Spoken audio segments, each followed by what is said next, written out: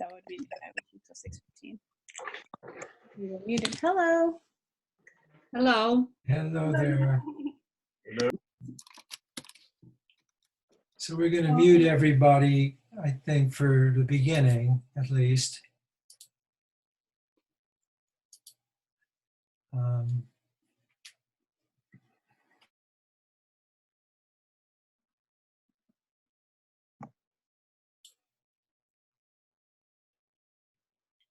So take a minute while we're waiting, maybe another minute or so for people to trickle in, if they do, to just close your eyes or center yourself, align your posture in a good way.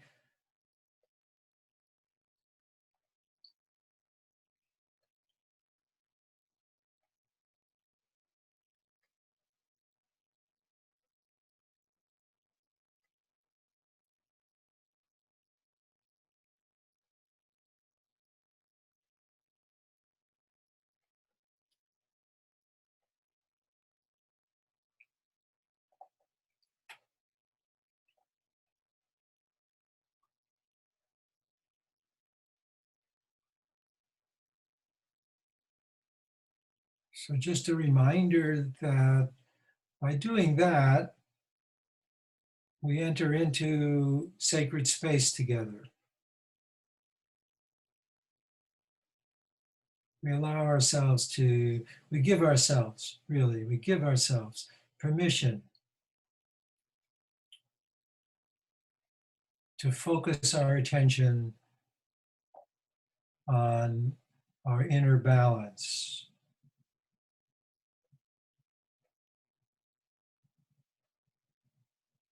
To take our attention from the busyness of the mind, of the thinking about whatever, and just feeling where you are, feeling how you are, feeling this present moment and what it is that you're experiencing.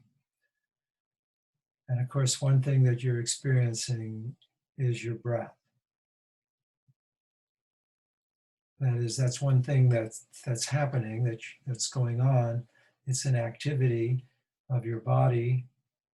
And when you direct your attention to be aware of your breath, then you're in an experience. You're in an experience rather than a thinking about mode.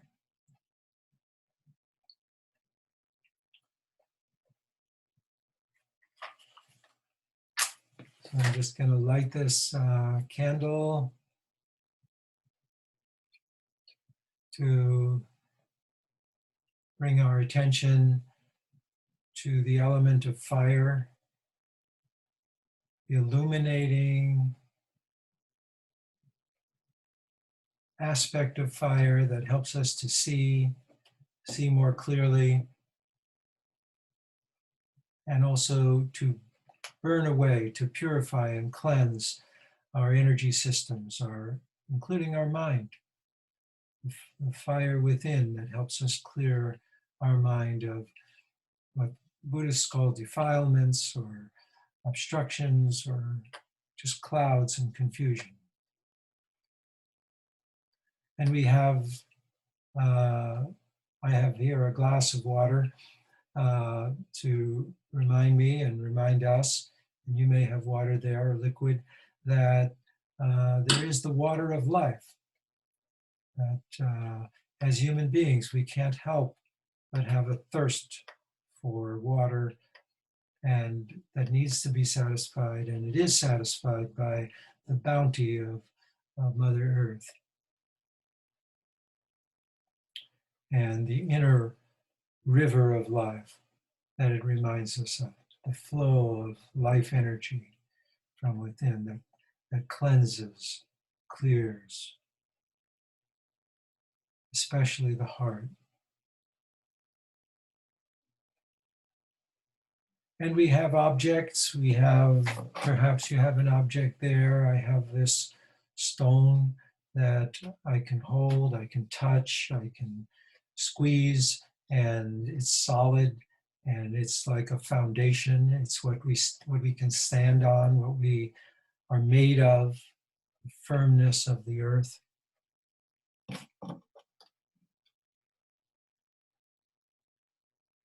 It can be soft, it can be hard, but there's something of the density of it that's real, that's solid, that's um, part of life, part of what we are.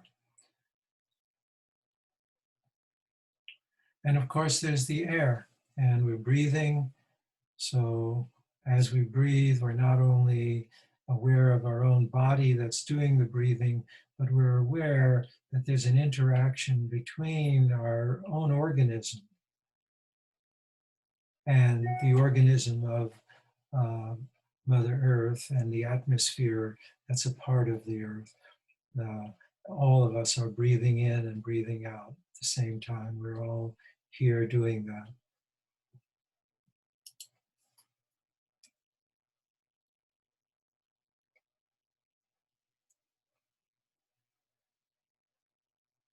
So calling attention to each of the elements one at a time is a way of bringing a focus to aspects of ourselves and of the planet that we seek to bring into balance, into harmony with each other.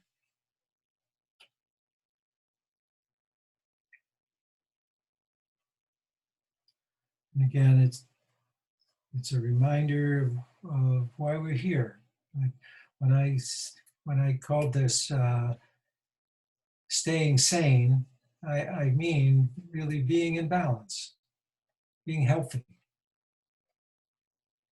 Sanity really just means healthy, but in a deep, deep sense. Healthy means your body, your mind are in harmony with each other, and they're in harmony with the spiritual essence of the one that you are, and that creates all of this that we see and manifesting as this universe, as this world. When we're in harmony with that, when they're in harmony with each other, that's sanity. And the disharmony and the imbalances that we see and that we sometimes experience in ourselves, of course, that takes us out of that.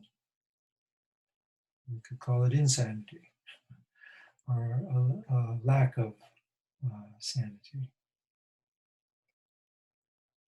And there's plenty of that around, isn't there? And of course, we've just passed through what I think of as a collective trauma. Maybe these last 4 years have been a collective trauma in one way or another. Maybe our whole lifetimes there's been a tremendous amount of trauma. But I have talked to many, many people who have said that the intensity that they felt on the lead up to the election and the election night itself, and then the confusion that came in somewhat after it, that even though for many of, I think pretty much everybody on board here probably was rooting that Biden would win this election, that Trump would be finally defeated, and so you might have experienced some of that fear during the moments when it looked like that wasn't going to happen, and relief when it's, at least it looks like to most of us, that that's not going to happen. Not everybody agrees with that, right? But a traumatic experience is not something, if it really is that, and we can check in and see if others of you feel like it was really a very intense kind of anxiety moment, it lasts. It lingers. It's like the fibers of our muscles and the cells that make up our organism of our body, went into a kind of shock.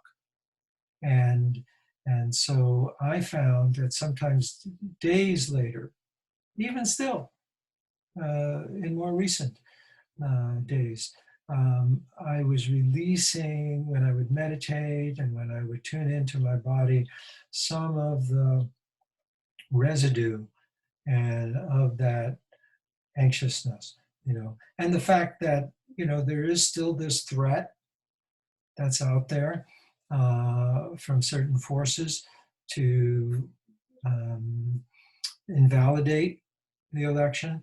Uh, that that's that causes the trauma to hold on, causes the tension to remain part of what's happening. So take a few deep breaths and just release. Go inside and see if, in fact, still in your heart, in your shoulders, in your neck, in your back, in your abdominal area, there isn't still threads of the tightness that came about during that election period and the lead up to it and the time afterward.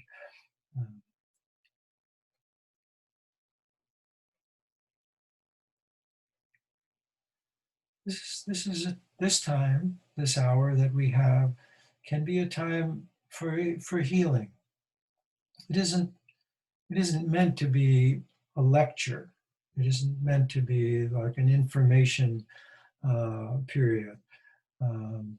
It's meant to be an experience that is healing and helps us with envisioning where it is that we're going as well, without it being a completely analytical, logical kind of process.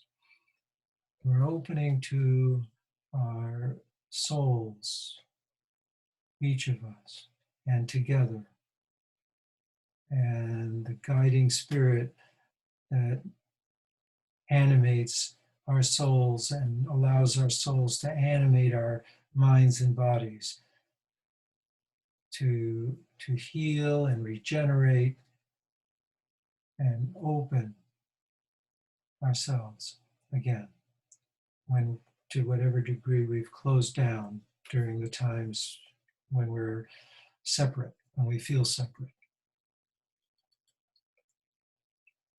Just the feeling of separateness and aloneness, which in the deepest sense is really an illusion, but a very powerful one, is traumatizing, causes that contraction. That's all I mean by a trauma. It's a contraction that hangs on. Like ideally, you could say things happen, we contract, and then we just let it go. We open up again, and maybe we've learned something from the experience. But that isn't always the way it happens. Sometimes it happens that we contract, and then everything stays in that fixed state, even if we relax a little bit. There's that added layer of fear to our life process.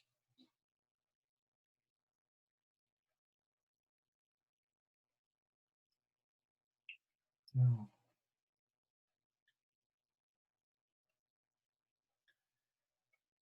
So I mentioned in my email announcement about this that I have a kind of a map that I developed for helping us to feel confident and feel okay with our choice of how we relate to what's going on in the world, what our part is in helping make the world better. Because sometimes we can look at ourselves and we can compare ourselves to, I don't know, you might compare yourself to Mahatma Gandhi or Mark Ruffalo, or somebody who's a total dedicated activist, and say, well, gee, I'm not doing that, and then we feel bad about ourselves, and then we maybe do less than we would normally do. So I found in thinking about it and tuning in a model that I wanted to share with you, that you can meditate with, and it can be helpful, I think, in clarifying your own focus. So I'm going to put something up here, and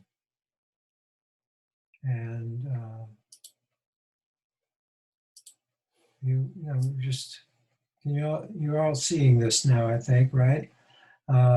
And this is not to beat you over the head with this little formula here. It's just a quick reminder that intention is really vital in our process of both self-healing and self-care, and in terms of what we're doing as we're seeking to make the world better. We want to have a clear intention, because it's intention that guides our attention, right? So let's say in just meditation, you're meditating and you want to remind yourself, what's my intention for meditating?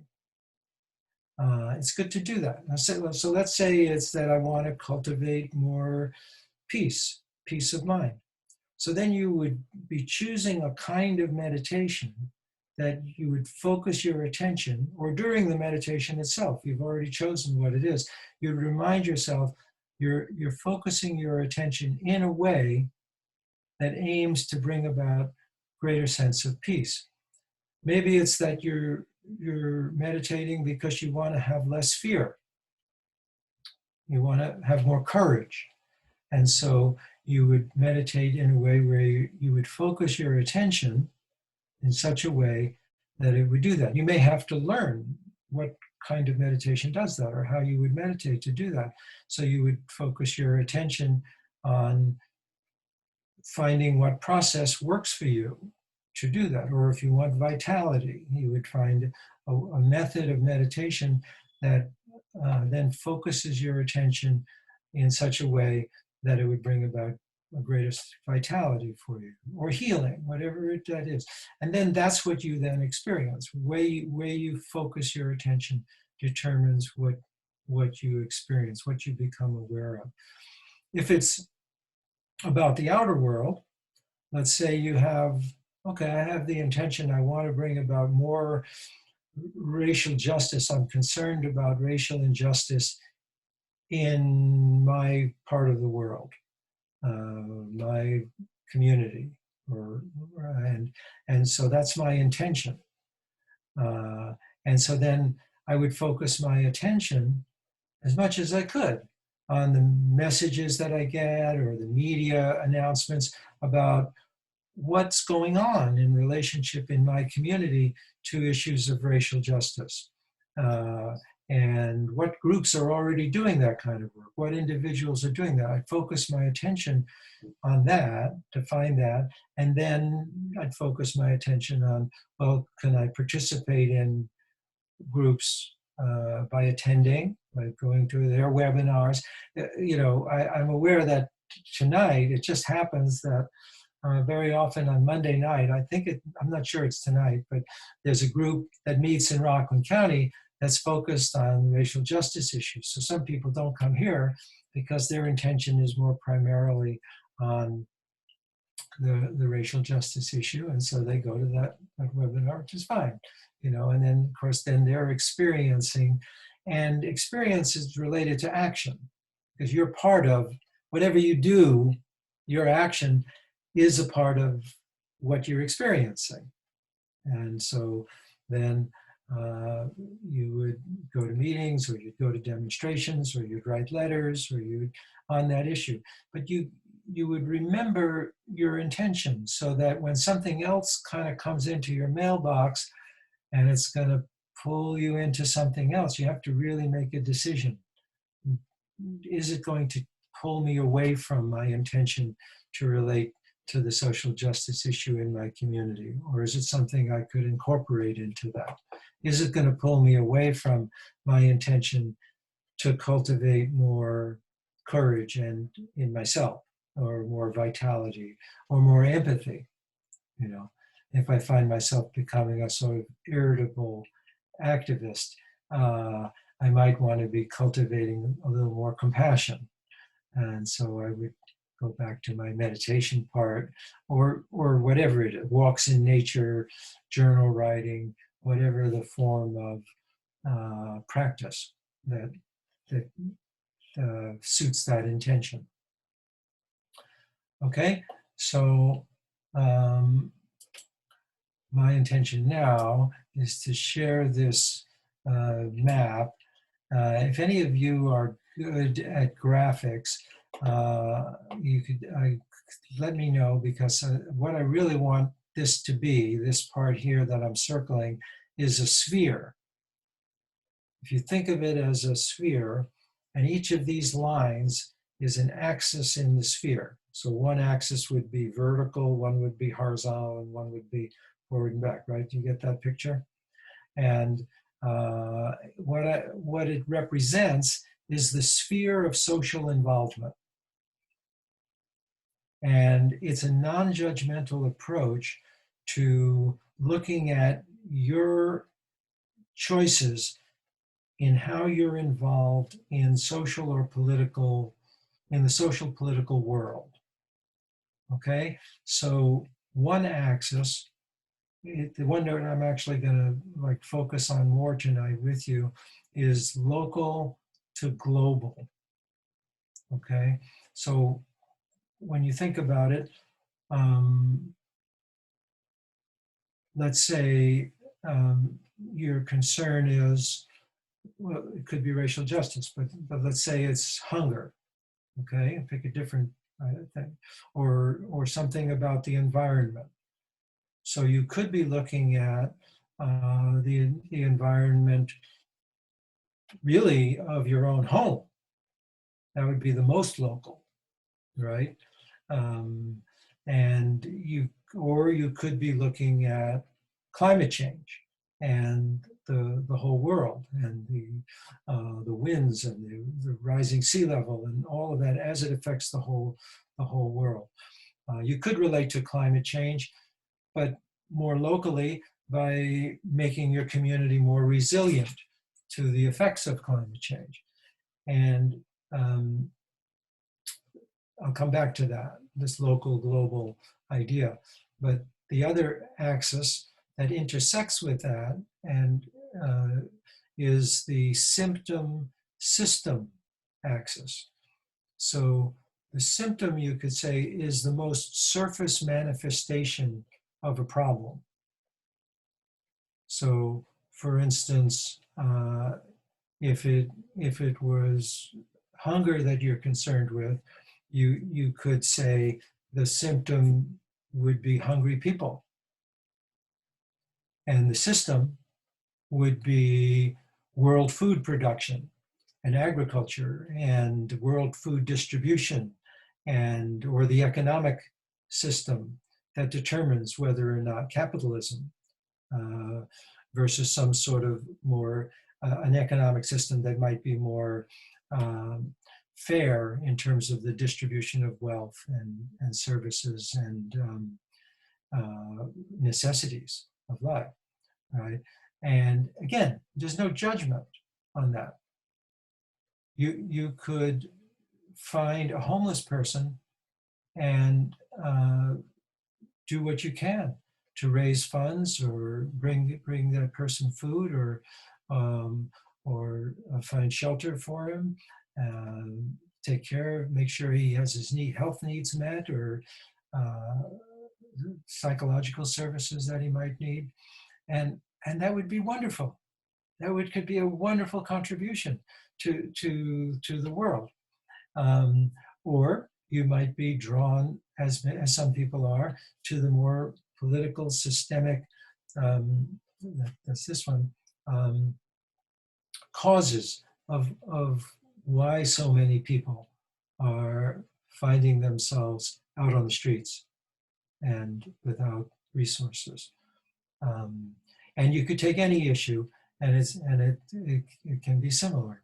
There are the symptoms, the more surface manifestations of a problem. What I sometimes call stopping the bleeding, right? So like you have somebody who's injured and gets and is bleeding, and you provide bandages and you provide care for that person. That's a symptom. Or there may be many people, and so you maybe set up a clinic. But at the systemic level, there are reasons why so many people are injured. Maybe you'd be interested in the issues around automobiles and transportation issues, or gun safety, or things like that. So that's another axis, and you see it intersects, because you could be interested in local issues, like, for example, there's the organization Riverkeeper here in the Hudson Valley in New York, and their primary focus is the Hudson River, or the Clearwater organizations, the Hudson River. They get into larger issues of water and so forth, but they really do monitor the river. They monitor what businesses are polluting the river, efforts to clean it up, things like that. So it's very local, but they can, like I said, they could get into the symptom, which is that, oh, such and such a manufacturing plant is emitting or letting its effluents go back into the river, and they have to be cleaned up, so they'll get a cleanup program. That's the clean up the symptom. But then there's laws that govern with what businesses are allowed to do along the river, or what they're allowed to do in New York, and that would relate to a more systemic approach to the issues about the river. Now, another axis so that would be a local, where you could be on the symptom or the system, and then of course globally it's the same thing. There are groups that essentially try to clean up the pollution that's involved in the waterways or the oceans, and there are groups that they're working on the symptom of pollution, and then there are groups that are working on the political systems that allow those things to happen or cause those things to happen. The other axis is awareness action. So if you're somebody that's more involved in gathering information, researching, understanding and disseminating information, you're more focused on the awareness part of the problems and the solutions. And some people, just tell me what's going on, and I'll go out there and I'll clean it up, or I'll demonstrate, or I'll go talk to a congressperson. But you do the research, you gather the information, and you focus that way. And both are needed, right? And some people are better at one than the other. And you can just take whatever issue it is that you're most interested in, and you could find where you are in the whole sphere, because you could be local, system, on action, or again, it could be about the awareness aspect of whatever the problem is. Okay. Let me, I have another line here, and it makes it even a little bit more, well, complicated, but I think a little bit more whole, which is that if you take that sphere, okay, and then you think of there being a concentric sphere that's a little bit bigger and a little bit more subtle, and then another concentric sphere, and that's a little bit bigger and a little bit more subtle, then you're moving in the vertical dimension, we call it, of spirituality. So that when we're talking about awareness, we could be talking about information about water or about food. And when we're talking about raising that up a notch in terms of our spiritual understanding, we're talking about water at a deeper level. We're talking about the more symbolic level and the more spiritual dimensions of our lives. So, so yeah, if any of you are or know anybody who could make this a little clearer in terms of the graphics, I would love to be able to do that. Maybe even to be able to animate it at some point. But let me take it here. Whoops, up there. This is just looking at the one axis, local to global, okay? And how you could think of that, again, allowing yourself to be anywhere along this line, anywhere along this continuum in terms of where you focus your attention, and know that it's okay. Know that you don't have to be here or here or here. It's okay to be even at the most local level that there is, which is just your own personness. So like in terms of food and hunger and water, you need to eat, and you need to eat well, and you need to take care of your body, you need to take care of your health, right? So if in fact your concerns about the world become so, I don't mean to use the word obsessive, but so all-consuming that you forget about your own health, you forget about your own diet, your own need for your energy level, what's going to happen? Of course, you're not going to be able to sustain your efforts to help at the world level. So we can, and it's possible that it isn't like your whole life has to be in any one focus. It could be that you are primarily a yogi, a person on a spiritual journey, and feel, and I think there's good reason to feel that were you to really clear your consciousness, your body, mind, consciousness, and align it with spirit, you would be doing something that's contributing a great deal to the world. Because you're we're all interrelated. It's like a hologram. And so if one part starts to become more clear, there is a ripple effect that affects everything. But it could be that you could overindulge on just your own personal needs and want to expand that in size to include more. So there's your household.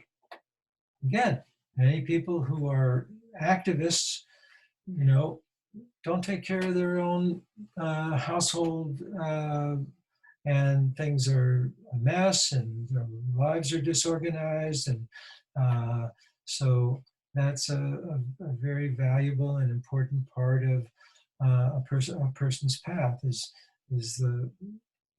that level of localness and expansion. And then there's your community.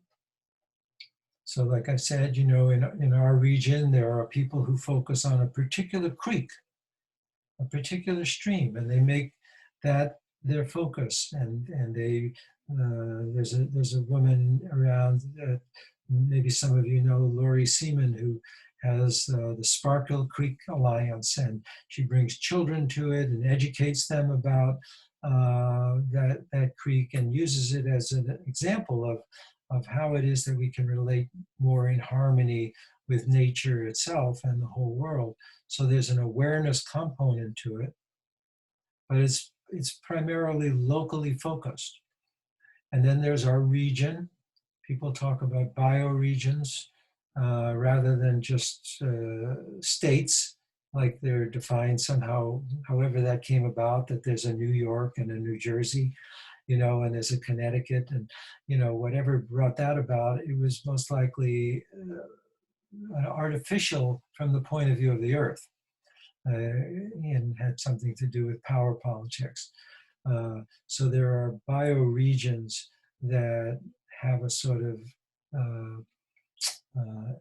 nature to them that we can relate to and pay attention to in terms of whatever the focus is. And again, it could be social justice, it could be the environment, that is our nation, and how also related to nation are tribal groups. Some people, because of their ancestry, are more attuned in a way to an identity as a particular ethnic group or tribal group than other people. And so it could be, that can even be bigger than a nation, or it could be a subset of a nation. And then there's the whole world. So we are able at times to focus our attention on the planetary, sometimes through organizations like the United Nations, or non-governmental groups that focus on worldwide problems of hunger or social justice, servitude, involuntary servitude, again, which could also be a local issue. We have in our own, again, in the Hudson Valley, domestic workers who are essentially not very different than slaves. They're not allowed to go out on their own. Their whole life is determined by somebody who manages them, or under the threat that they're going to be turned over to immigration and deported. So that's that axis. So each axis has in it other stages between one end, like awareness to action or symptom to system, that we could go in.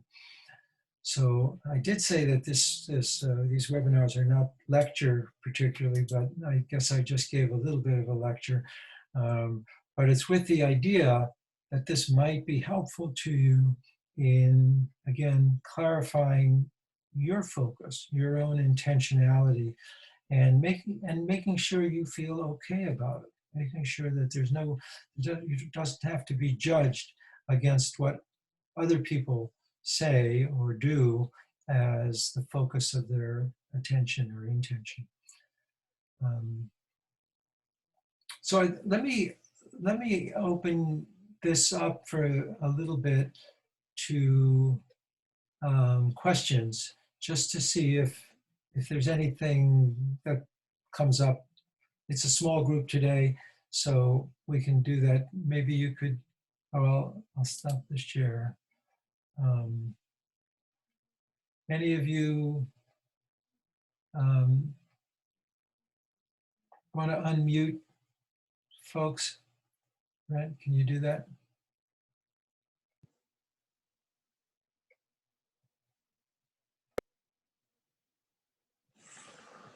If you have any thoughts or questions related that this fits to your own quest for self-understanding, your intentions for yourself, or your intentions for being part of the changing of this world, making the world better.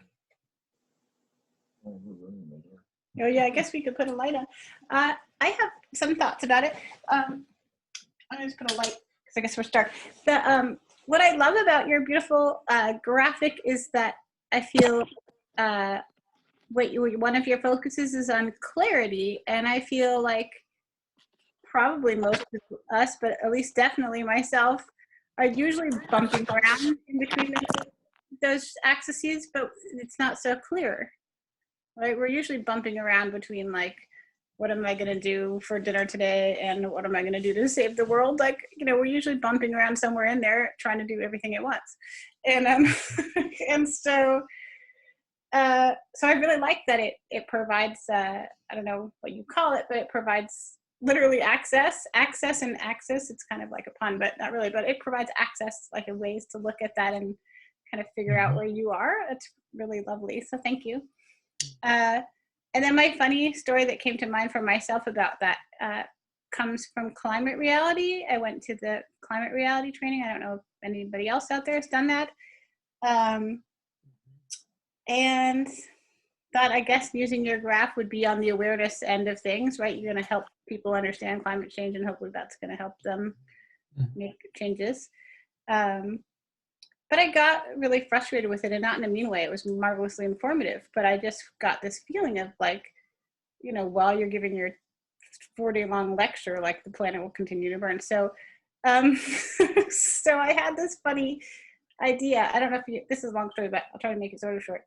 One of the first things they do in the climate reality thing is they show the slide of the Earth that was the picture of the Earth that was sort of first kind of taken, that really sort of gave us, it's called the blue marble, and it gave us that idea that, we're not so big after all in the big bad world. And so I was going to take that and like glue it to the back of a goldfish bowl. I would never really do this.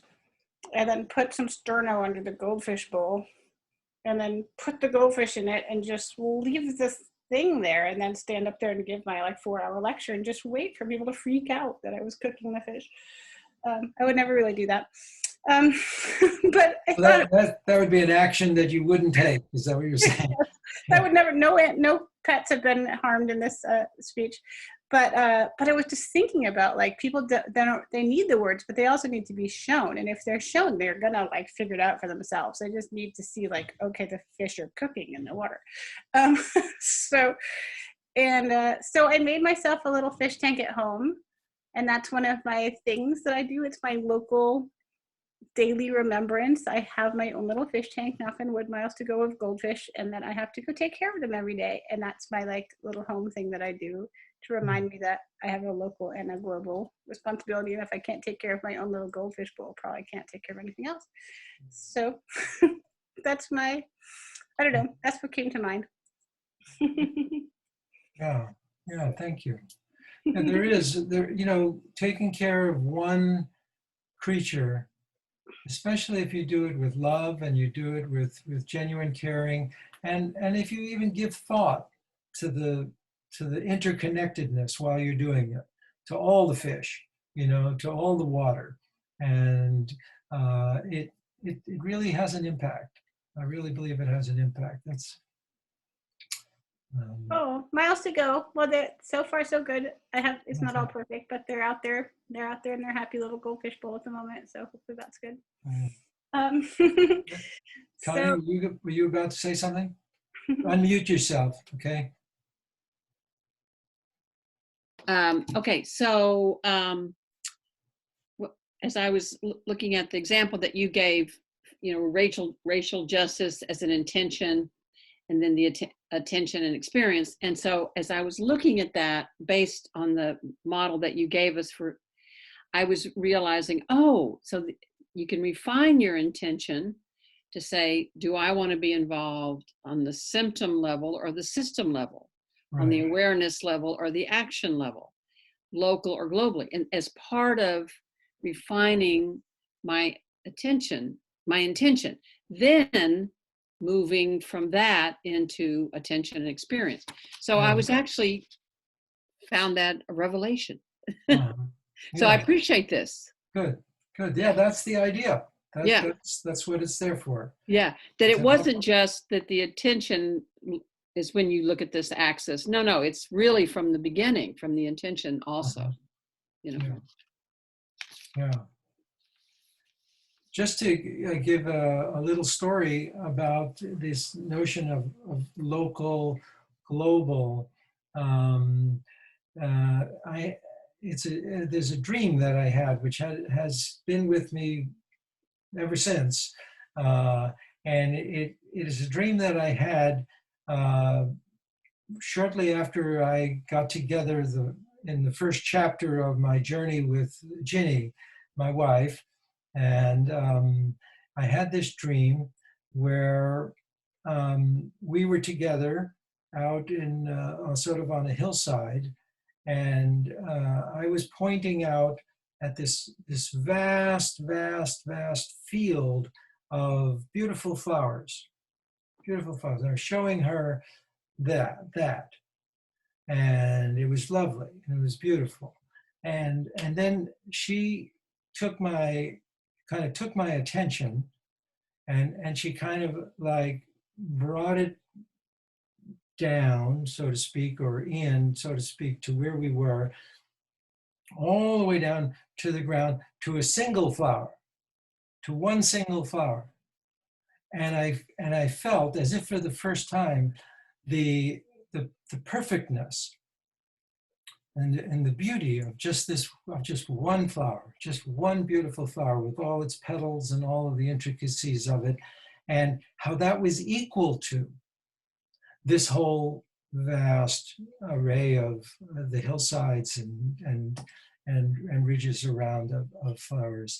And in many ways that's part of the complementarity of our natures too, because like Ginny what she does is she went to Africa a good number of years ago, and she met one person who she made a connection with, and she has sustained through asking friends for donations this one family in Africa, and now has gone through the kids going to college and being raised up, and people have died, and she's been sending money supporting this poor family which had nothing, wouldn't have ever been able to go to school. Now other people look at Africa and they say, my God, there's this massive hunger there and there's all these needs, so they join Oxfam or they join some other group, that feeds, that wants to change the hunger situation in all of Africa, which is a little bit more my orientation. I'm more political, I'm more systemic, I'm more like that. But they're both perfect. They're both wonderful. They're both needed. We need that two different kinds of focus. So anything else anybody wanted to share or contribute on this notion of having a map to help guide you in your intention setting and attention focusing? Dorothy, did you say you want to say? Go ahead and unmute yourself, okay? Dorothy, you got to unmute. Yeah.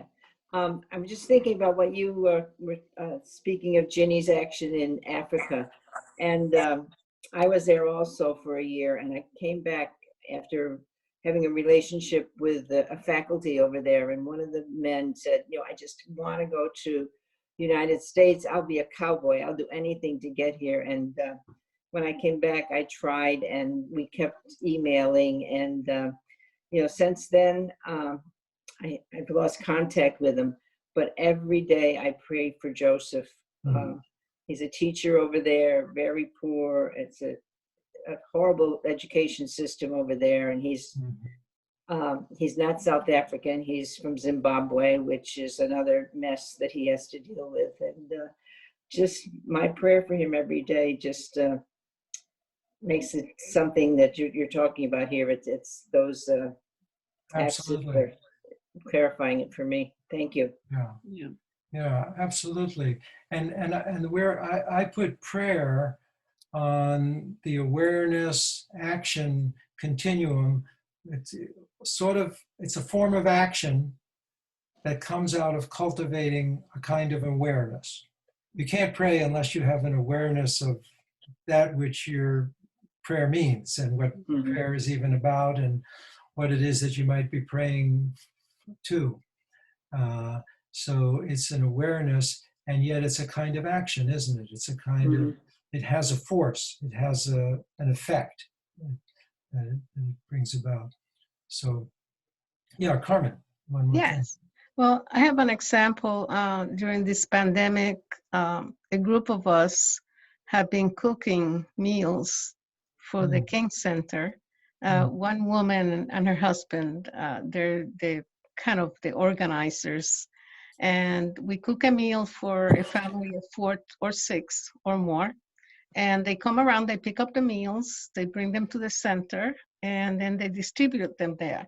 So Mm. I thought, we were all kind of bored about being homebound, and we knew each other from the gym and other organizations. And so I thought that was something when you presented that flow chart, Uh-huh. I thought about acting locally. Right. It's There's acting, it's an so many action, it's so many local, people, and a symptom. so many families that are hungry. And Right. Right. it's a group of 32 people that Yeah. are cooking on Fridays because the Right. This is weekend. through the Martin Luther King Center. No, this is actually the meals go there, Uh-huh. but it wasn't their creation. It was a woman who thought about, from our group, who thought about Okay. doing something for the families something nice, so they'll have a nice meal, home cooked meal. Yeah. Some of them are in motels, I believe. I don't know too much about the families except that they receive services from the center. And so I volunteer, and some Fridays are tough to be cooking. But I said, I keep thinking I have food, I have family, I have a home, Mm. it's warm, and then I keep thinking that way. I said No, it's that's just a few wonderful. hours of cooking, and Yeah. that it's worked out very nicely. Yeah. Um, Yeah. I don't Bless know you. how long we've been doing it, since the beginning of the pandemic, when Mm. a lot of the families in Spring Valley, they Yeah. became unemployed because most of the families were working in jobs that disappear once this pandemic started. Right. So, Yeah. uh, No, thank you. Thank you. So hi, let's, Connie. Hi, Carmen. so let's take a little bit of time now, unless somebody else wanted to share something. Oh yeah, go ahead. And what's your name? I know Melinda is with you, and you're I'm Tim. I'm her okay. husband. Yeah. Well, yeah. you're you. Yeah. Thank you for the diagram. That's really it's a really nice gives a nice structure for how where we kind of land on different issues, and really appreciate. It's not often said. I really appreciate the emphasis on that. At whatever you do at whatever level, it matters. Mm. I used to be a political canvasser in my early 20s, Mm. and raising money for the environment, knocked on a lot of doors. Mhm. And one of the single impressions I came away from that was that if everybody just worked on one issue, whatever it was that touched their heart, the Mm. world would be a vastly different place, because there were so Yeah. many people that weren't doing anything in particular, Right. whether any issue at any level. So I really appreciate that kind of the non-judgmental emphasis of, you know, whatever it is that touches your heart, just follow that. Yes. Yeah. I think that that's really vital too, that you mentioned that when it comes from the heart, it makes a world of difference, and it's very different than when it just comes from the head, which is what a lot of political thinking, political action tends to come, be more head focused. Yeah. Okay, so let's take a couple of breaths, focus inside, allow yourself to release any sort of holding, worries, tension.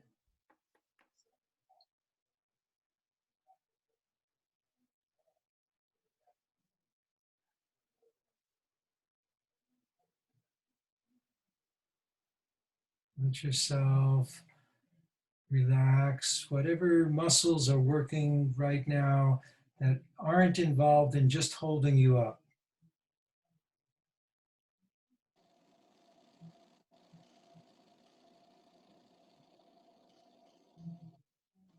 And remember that in your heart, in your deepest center of your heart chamber, is a light, the light of spirit, the light of your soul, the light of being that animates all life without judgment. Just like the sun shines on all of the things on the earth without deciding I'm going to shine on this one or that one. The light of spirit animates with the great love all that is.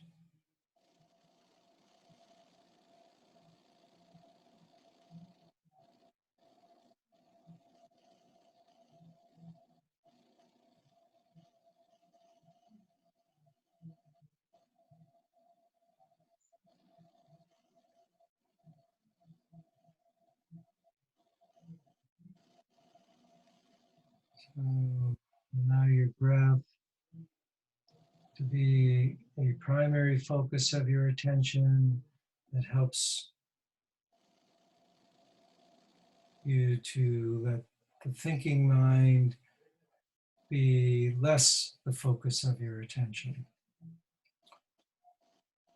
And recognize that we're all doing this at the same time, and that people all over the world right now are meditating also in one way or another with an intention to achieve a state of mind, a state of heart that is more open to love, more open to connection with life itself and with all beings.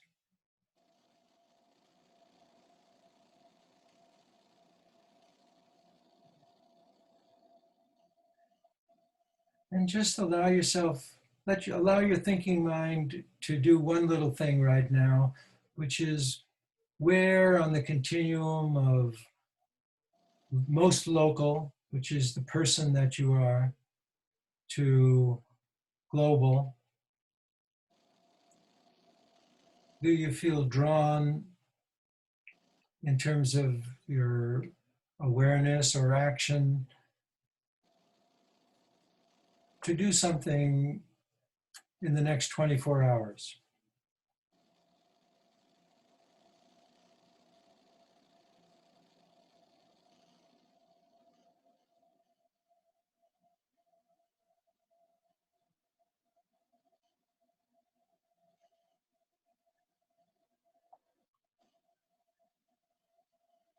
And then just come back to your own body energy. Recognize you're not doing that now. It's right now, it can just simply be an intention,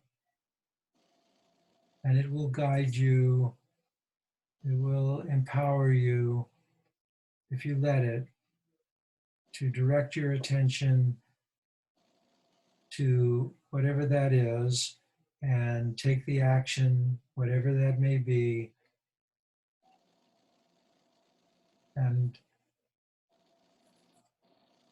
however small, that will make a difference in making the world better. So again, thank you for coming. We'll close now. Blessings to you all. And next week will be a meditation, a half-hour meditation.